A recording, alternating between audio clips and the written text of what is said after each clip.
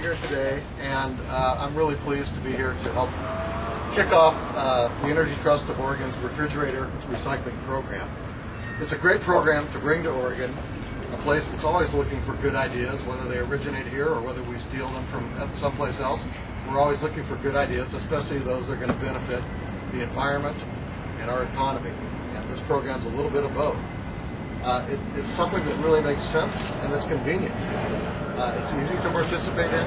You simply call Energy Trust or Jaco and they'll pick it up, pick your refrigerator up for free.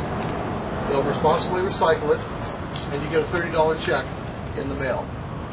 So sometimes, doing the right thing is hard, but in this case, doing the right thing really couldn't be easier.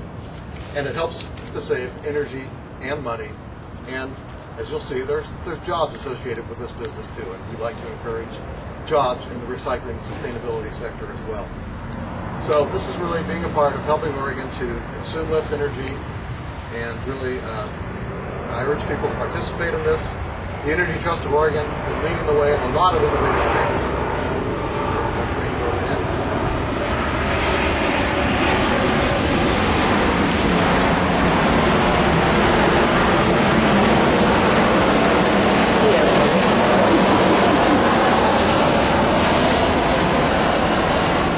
As I said, I want to thank Jaco and the Energy Trust of Oregon, which has been involved in really pioneering a lot of great efforts in promoting the use of renewable energy, in recycling energy, consuming appliances, and really helping people do the right thing in a very easy manner. And I work with them a lot. Our Office of Sustainable Development works with them a lot. And at this time, I want to introduce Kendall Youngblood, who is the Residential Sector Manager for Energy Trust.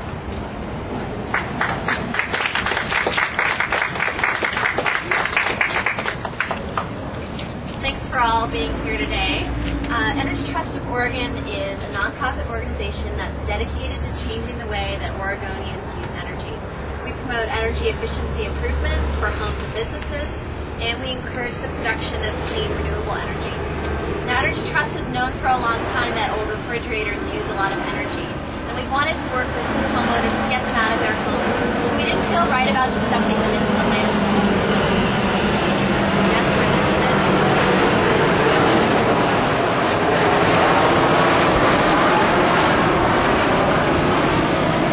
We met Jaco Environmental. We knew that old fridges were energy hogs, but we also knew they were full of environmental contaminants, refrigerants, oils, PCBs, mercury, chlorofluorocarbons. The fact that Jaco can help us recycle over 95% of the fridge and keep these harmful chemicals out of our environment made this an offer we finally felt good extending to Oregonians. So here's what we're looking for. We're looking for refrigerators or freezers that are between 10 and 30 cubic feet. That's a typical residential size. They can be your primary kitchen refrigerator, or it can be a secondary fridge in your garage or basement. It has to be working and plugged in at the time of pickup. And we're looking for these in homes of Oregon customers of Portland General Electric or Pacific Power. And as Commissioner Saltzman said, this is really simple and convenient for people to participate in. You can call our toll-free number, which is 1-866-444-8907, or you can log on to our website, www.energytrust.6-444-8907, or visit our website, www.energytrust.org/fridge recycling, and schedule a free pickup. Jaco Environmental comes to your home, takes away your unit, and you receive a check for $30 for every unit you recycled within a few weeks from Energy Trust. That's it, that easy. So the nice thing is when these are taken, they're not just dumped into a landfill, they are recycled. We'll get to see today how they recycle over 95% of the contents of the fridge and what they do with all of those harmful chemicals I mentioned.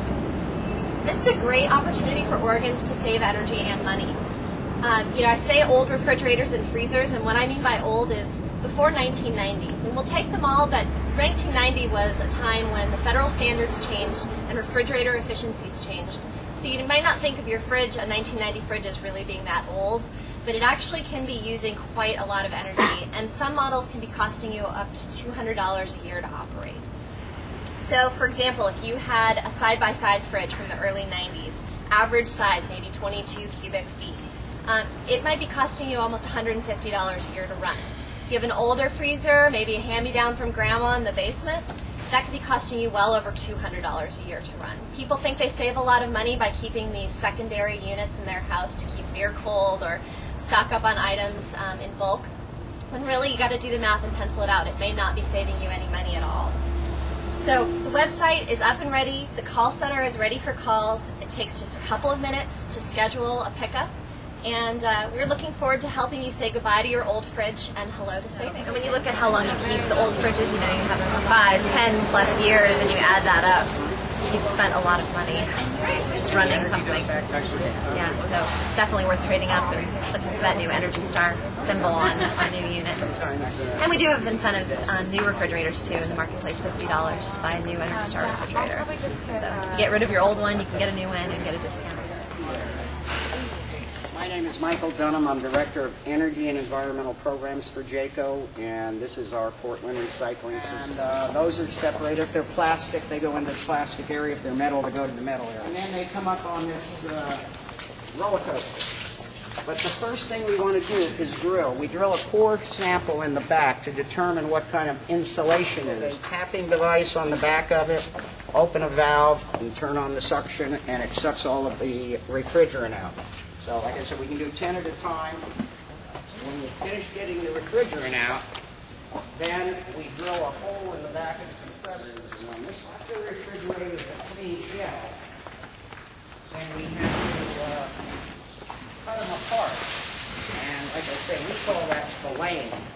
And I don't think we're going to actually cut one here because I have them already cut up, and then we'd have to do goggles and earplugs and all that stuff. But we cut them into pieces, and they come out looking something like this. And then we have to pull all this off. It's very labor intensive, and we use scrapers. But that's what we're wanting is a clean shell and those bags over there. Each one of those bags is approximately 10 pounds of polyurethane foam. Rubber gaskets that have a magnetic strip inside it, and we haven't quite figured out what to do with this. So this gets landfilled at this point, and also this. One of the things that the industry found out about polyurethane foam is if they actually adhered it to the metal exterior and the plastic interior, they could get structural strength out of it. So that's why, as you looked on that one, it's glued. So it makes it quite difficult to get off, unlike the fiber that's just set in there.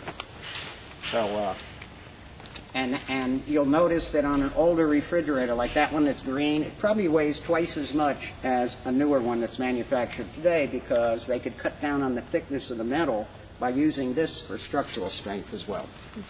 I mean, we could sell the metal and, well, the aluminum, the steel. This waste stream, which is the foam, actually cost us, but the Energy Trust of Oregon pays us to do this recycling. The customer gets $30 out of it. We go out to the home with those trucks and 2 men. We pick it up, so that costs, and then they pay us per unit to do the recycling.